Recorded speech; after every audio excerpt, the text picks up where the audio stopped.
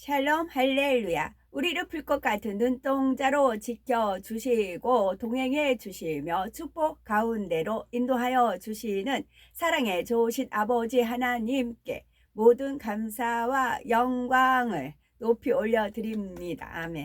사랑해 주신 아버지 하나님께 모든 감사와 영광을 돌려드리옵나이다. 아멘. 은혜입니다. 로마서 6장 15절. 그런즉 어찌하리요 우리가 법 아래에 있지 아니하고 은혜 아래에 있으니 죄를 지으리요 그럴 수 없느니라. 요한계시록 22장 21절. 주 예수의 은혜가 모든 자들에게 있을지어다. 아멘. 골로새서 4장 6절. 너희 말을 항상 은혜 가운데에서 소금으로 맛을 램과 같이 하라. 그리하면 각 사람에게 마땅히 대답할 것을 알리라. 누가복음 4장 19절. 주의 은혜의 해를 전파하게 하려 하심이라 하였더라. 빌립보서 4장 23절. 주 예수 그리스도의 은혜가 너희 심령에 있을지어다. 아멘.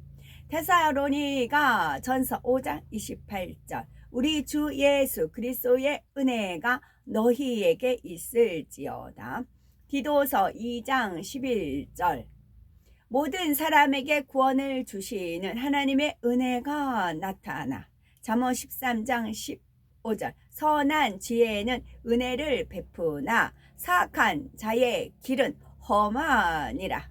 로마서 5장 15절. 그러나 이 은사는 그 범죄와 같지 아니하니 곧 한 사람의 범죄를 인하여 많은 사람이 죽었은즉 더욱 하나님의 은혜와 또한 한 사람 예수 그리스도의 은혜로 말미암은 선물은 많은 사람에게 넘쳤느니라.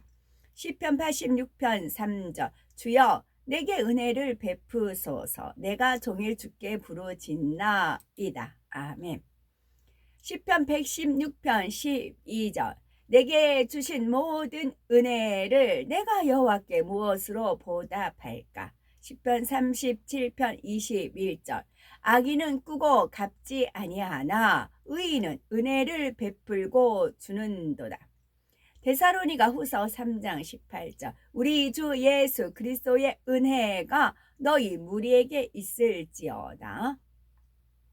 창세기 32장 5절. 내게 소와 나귀와 양떼와 노비가 있으므로 사람을 보내어 내 주께 알리고 내 주께 은혜 받기를 원하나이다 하라 하였더니. 시편 77편 7절. 주께서 영원히 버리실까? 다시는 은혜를 베풀지 아니하실까? 빌리몬서 1장 25절. 우리 주 예수 그리스도의 은혜가 너희 심령과 함께 있을지어다. 에베소서 4장 7절. 우리 각 사람에게 그리스도의 선물의 분량대로 은혜를 주셨나니. 열왕기상 13장 6절. 왕이 하나님의 사람에게 말하여 이르되 청하건대 너는 나를 위하여 네 하나님 여호와께 은혜를 구하여 내 손이 다시 성하게 기도하라. 하나님의 사람이 여호와께 은혜를 구하니 왕의 손이 다시 성하도록 전과 같이 되니라. 시편 25편 16절. 주여 나는 외롭고 괴로우니 내게 돌이키사 나에게 은혜를 베푸소서. 시편 145편 7절. 그들이 주의 크신 은혜를 기념하여 말하며 주의 의를 노래하리이다. 아멘. 유대인 신약성경 마태복음 18장입니다. 그때 탈미dim 제자들이 예수와께 와서 물었습니다. 하늘 왕국에서 누가 가장 위대한 자입니까? 그분께서 한 아이를 불러 그들 가운데 세우시고 말씀하셨습니다.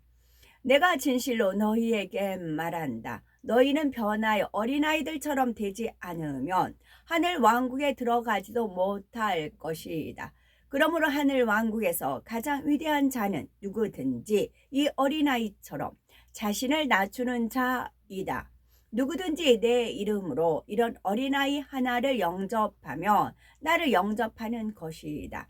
그리고 나를 믿는 이런 작은 자 중 하나를 올무에 걸리게 하는 자는 누구든지 그의 목에 맷돌을 걸고 바다에 빠져 죽는 것이 자신을 위하여 나을 것이다. 올무 때문에 세상에 화가 있다.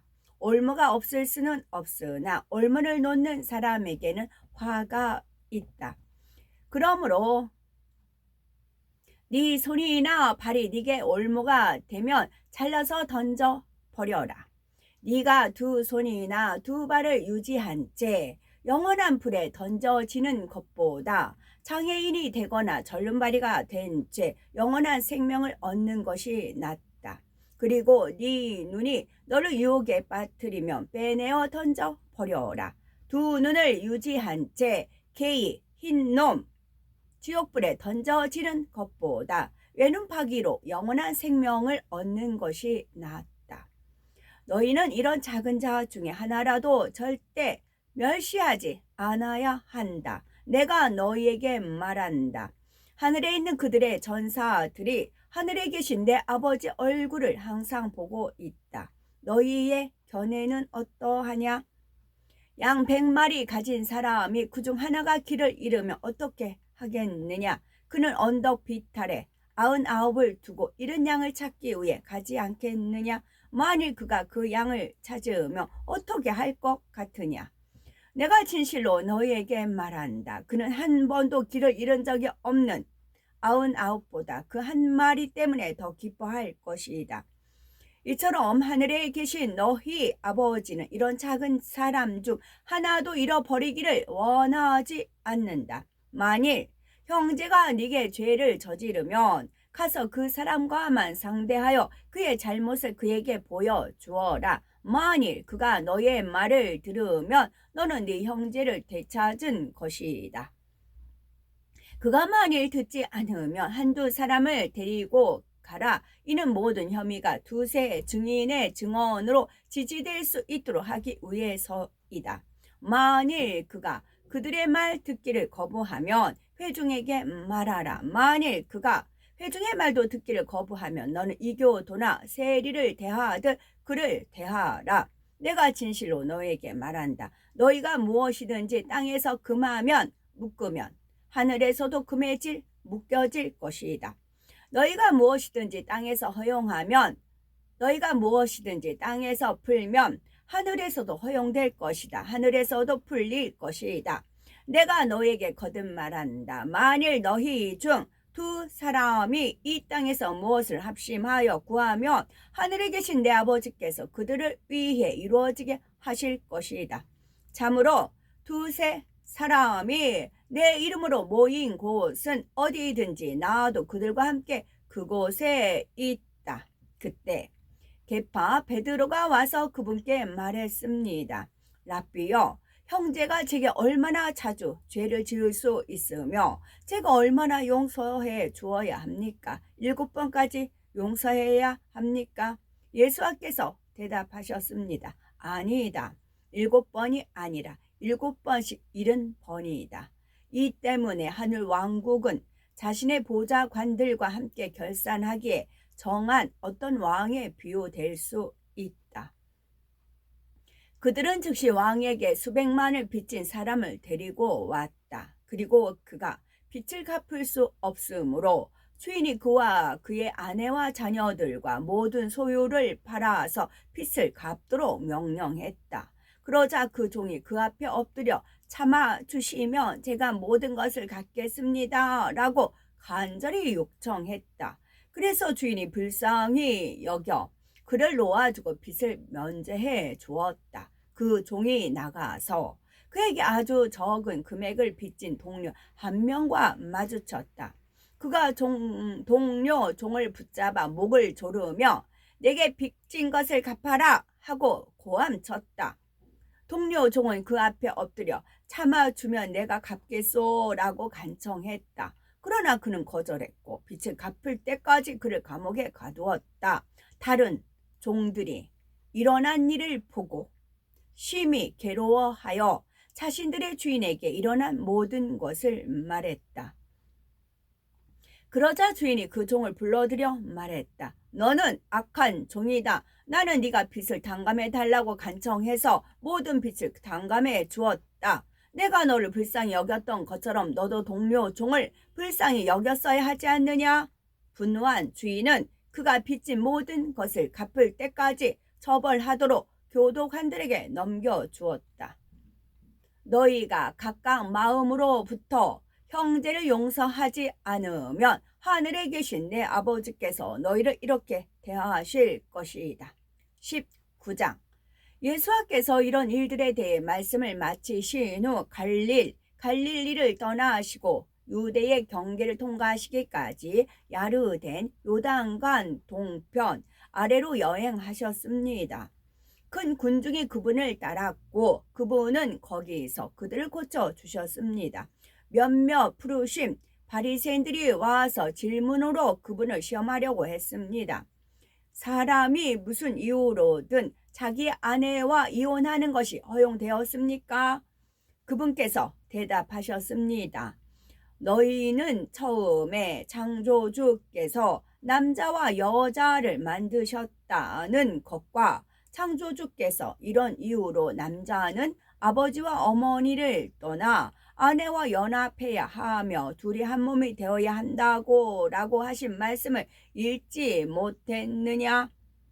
그러므로 그들은 더는 둘이 아니요 하나다. 그러므로 누구도 하나님께서 하나가 되게 하신 것을 나누어서는 안 된다. 그들이 그분께 말했습니다. 그렇다면 왜 모세는 사람이 이혼 증서를 자기 아내에게 주고 그녀와 이혼하라는 계명을 주었습니까? 그분께서 대답하셨습니다. 모세는 너희의 마음이 그토록 완고하기에 아내와 이혼하는 것을 허락했으나 이것이 처음부터 그랬던 것은 아니다. 내가 너희에게 말한다. 성적 부도덕의 이유를 제외하고 누구든지 아내를 버리고 다른 여자와 결혼하는 것은 간음을 저질리는 것이다. 달미듬 제자들이 그분께 말했습니다. 만일 남편과 아내의 관계가 그런 것이라면 결혼하지 않는 것이 낫습니까? 그분께서 그들에게 말씀하셨습니다. 이 가르침은 모든 사람이 완전히 이해할 수는 없고 다만 하나님께서 허락하신 사람들만 이해할 수 있다. 참으로 남자들이 결혼하지 않는 다른 이유들이 있다. 어떤 사람은 성욕 없이 태어났기 때문에, 어떤 사람은 거세되었기 때문에, 어떤 사람은 하늘 왕국을 위하여 결혼을 포기했기 때문이다. 누구든지 이것을 완전히 이해할 수 있거든. 그렇게 하라. 그때 사람들이 손을 얹어 기도해 주기를 바라며 어린아이들은 그분께 데려왔지만 달미듬 제자들은 어린아이들을 데려온 사람들을 꾸짖었습니다. 그러나 예수께서 말씀하셨습니다. 어린아이들이 내게 오는 것을 막지 말라. 하늘 왕국은 이런 자들에게 속하기 때문이다. 그런 다음 그들 위해 손을 얹어 기도하시고 그분의 길을 가셨습니다. 한 사람이 예수 앞에 다가와 말했습니다. 랍비여, 제가 영원한 생명을 얻으려면 어떤 선한 일을 해야 합니까? 네가 왜 내게 선한 일에 대해 묻느냐? 선한 분은 한 분이시다. 그러나 네가 영원한 생명을 얻고 싶으면 미츠보트 계명들을 지켜라. 그 사람이 물었습니다. 어떤 것들입니까? 예수께서 대답하셨습니다. 살인하지 말라, 간음하지 말라, 도둑질하지 말라, 거짓 증언을 하지 말라, 부모를 공경하라, 네 이웃을 자신처럼 사랑하라. 젊은이가 그분께 말했습니다. 저는 이 모든 것을 지켰습니다. 그런데 아직 부족한 것이 무엇입니까? 예수께서 그에게 말씀하셨습니다. 만일 네가 목표 달성에 대해 진지하다면 가서 네 소유를 팔아 가난한 자들에게 주어라. 그러면 하늘의 재물을 얻을 것이다. 그 다음에 와서 나를 따르라. 그러나 이 말씀을 들은 젊은이는 자신이 부자였기에 슬퍼하며 떠났습니다. 그 후 예수와께서 달미듬 제자들에게 말씀하셨습니다. 내가 진실로 너희에게 말한다. 부자가 하늘 왕국에 들어가는 것은 매우 어려울 것이다. 또 내가 너희에게 말한다. 부자가 하나님의 왕국에 들어가는 것보다 낙타가 바늘귀로 지나가기가 더 쉽다. 달미듬 제자들은 이것을 들었을 때 매우 놀랐습니다. 그들이 물었습니다. 그러면 누가 구원받을 수 있습니까? 예수께서 그들을 살피시며 말씀하셨습니다. 인간적으로는 할 수 없다. 그러나 하나님께서는 모든 것을 하실 수 있다. 계파 베드로가 대답했습니다. 보십시오. 우리는 모든 것을 버리고 당신을 따랐습니다. 그러므로 우리는 무엇을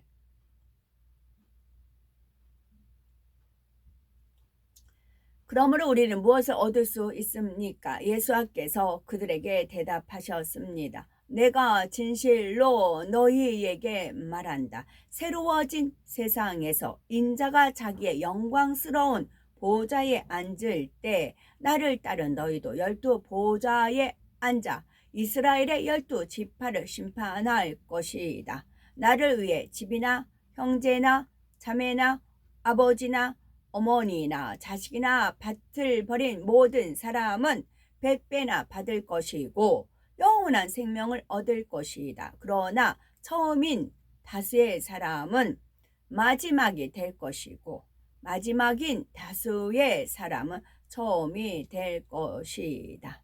아멘.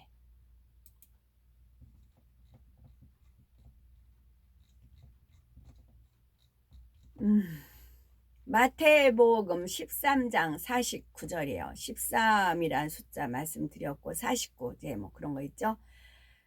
의인 중에 악인을 갈라낸다는 말씀이에요. 세상 끝에도 이러하리라. 천사들이 와서 의인 중에서 악인을 갈라내요.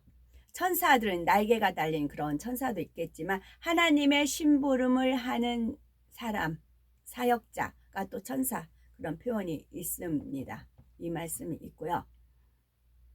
시편 94편 1절에서 5절 여호와여 복수하시는 하나님이여 복수하시는 하나님이여 반복이에요. 복수하시는 하나님이여 복수하시는 하나님이여 빛을 비추어 주소서. 세계를 심판하시는 주여 일어나사 교만한 자들에게 마땅한 벌을 주소서. 여호와여 악인이 언제까지 개가를 부르리까? 그들이 마구 짓거리며 오만하게 떠들며 죄악을 행하는 자들이 다 자만하나이다. 여호와여 그들이 주의 백성을 짓밟으며 주의 소유를 공고하게 하며 신명기 7장 10절 그를 미워하는 자에게는 당장에 보응하여 멸하시나니 여호와는 자기를 미워하는 자에게 지체하지 아니하시고 당장에 그에게 보응하시느니라. 이 말씀이 있습니다. 어제 99년도에 있었던 퍼즐 조각을 하나님께서 떠올려 주셨습니다. 99를 거꾸로 하면 66이에요. 성경은 66권으로 되어 있습니다.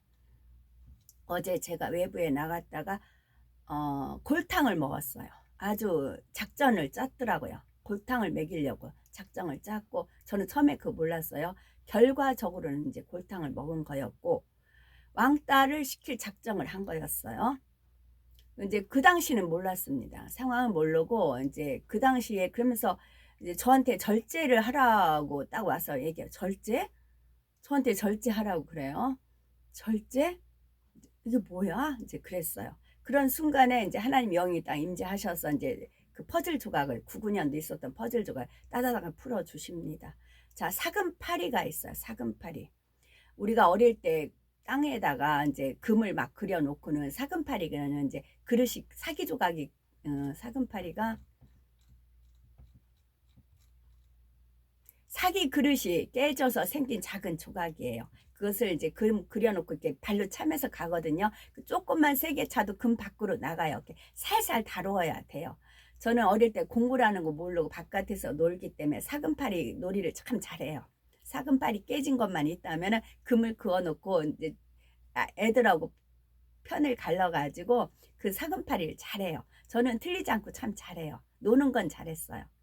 그 사금팔이 놀던 그 조각, 그게 있었어요. 제가 사금팔이 살살살 금 안 밟고 안 튀겨나가고 잘 살살 이제 했던, 발로 했던 그 사금팔이 했던 그 대목이 있었어요. 그리고 이제 촉새라는 게 있었어요. 그러면서 아버지께서 어제 이제 풀어주신 겁니다. 한 인물이 저를 골탕 먹이고 왕따 시키는 그 작전을 짠 걸 보고 또 그렇게 실행을 했어요. 저는 몰랐죠. 근데 이걸 떠올려 주시는 겁니다. 그래서 촉새는 입이 가벼운 사람을 비유적으로 이르는 말이 촉새입니다. 그래서 촉새가 황새를 따라가다 가랑이 찢어진다, 그런 말이 있어요. 조그마한 촉새가 큰 황새를 따라가다 가랑이가 찢어진다는 뜻인데, 남을 따라서 제 힘에 겨운 일을 억지로 하려 하다가는 큰 화를 입게 된다는 말입니다. 이제 사금팔이로 갑니다. 사금팔이는 사기 그릇이 깨져 생긴 작은 조각입니다. 정금이 아니고 사금, 가짜 금이라고요. 정금이 아니고 사금이고, 파리는 윙윙윙 돌아다니면서 알을 까요. 그 알에서 구더기가 생겨요. 그런 게 촉새 그런 거 일이 똑같고, 그래서 오죽하면 그 촉새라는 걸 떠올려 주시면서 이 사금팔이 그 날카로운, 저 어릴 때 이제 많이 놀았기 때문에 사금팔이 알아요. 그 끝에는 이제 날카롭잖아요. 오죽하면 그 촉새의 목을 따고 싶다 그러시더라고요. 그 촉새의 사금팔이로 목을 따고 싶다. 하나님께서 어제 그런 게 있으셨어요. 그러면서 이제 이게 퍼즐하게 떠올리시면서 아까 제가 말씀 읽은 거, 의인 중에 악인을 골라내고 오죽하면 복수하시는 하나님, 오죽하면 미워하는 자에게 지체하지 아니하고 당장에 보응을 하신다. 이 말씀을 어제 와서 씻고 이제 말씀을 대하는데, 이 말씀을 제가 신명기 읽던 참이었는데 이 말씀이 딱 눈에 띄었습니다. 말씀 그대로라고요. 의인 중에 악인을 골라낸다고요. 그리고 또 촉새가 있고 사금팔이, 오죽하면 그 사금팔이로 촉새의 머리를 따고 싶다, 목을 따고 싶다고 하시더라고요. 그래서 저를 왕따시키고 아주 골탕을 작정을 하고 골탕을 먹였어요. 그래서 외부 활동 그걸로 끝입니다. 안 합니다.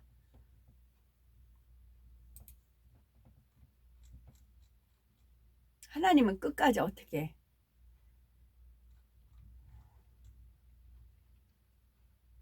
도가니로 은을, 풀무로 금을, 칭찬으로 사람을 단련하시느니라. 잠언 27장 21절 말씀입니다. 아멘. 오늘도 저희들을 서서히 여유 있게 투영 동승 신압으로 총총히 금과 옥조로 이끌어 주셔서 고맙고 감사드리옵나이다. 아멘. 예수 그리스도의 이름으로 명하노니 원수마귀 사단아 물러가라, 물러가라. 하늘 공중 권세 잡은 악의 영들과 그의 사자들아 물러가라, 물러가라. 아버지 하나님, 천군 전사와 성령의 불담으로 지키시며 주님의 불꽃 같은 눈동자로 지켜주옵소서. 아멘. 길이요 진리요 생명이며 부활과 생명이 되시는 우리 주 예수 그리스도 이름 받들어 기도 올려드리옵나이다. 아멘.